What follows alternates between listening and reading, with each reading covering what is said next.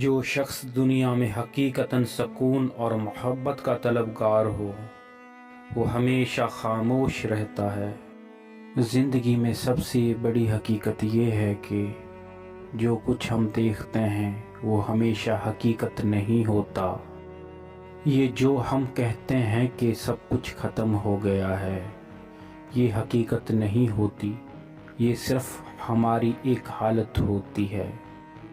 محبت کا اصل مقصد کسی سے کچھ لینا نہیں بلکہ اسے سکون دینا ہوتا ہے۔ زندگی میں ہر انسان کو اپنے اندر ہی خاموشی تلاش کرنی چاہیے، کیونکہ وہی خاموشی ہمیں سکون اور سکون ہمیں اصل حقیقت تک پہنچا دیتی ہے۔ انسان جب تک خود کو نہیں پہچانتا وہ دوسروں کو بھی نہیں پہچان سکتا۔ جو شخص اپنے اندر کا سکون نہیں پا سکتا وہ باہر کی دنیا سے سکون کی توقع کیسے کر سکتا ہے؟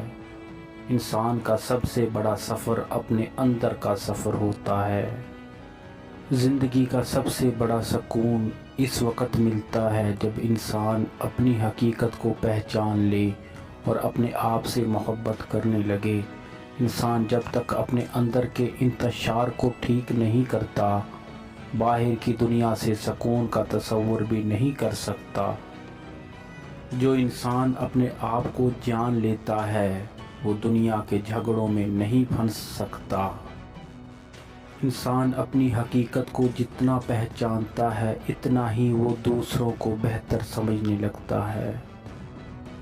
زندگی میں سکون تب آتا ہے جب انسان اپنی ذات سے راضی ہو جائے اور دوسروں کی رائے اس پر اثر انداز نہ ہو۔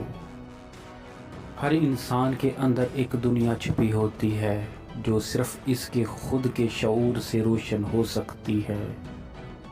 جس مرد کے اندر یہ دو عادات ہوں وہ وفادار مرد ہے، اسے کبھی مت کھونا۔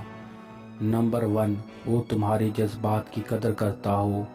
نمبر 2، وہ تمہاری عزت و احترام کرتا ہو۔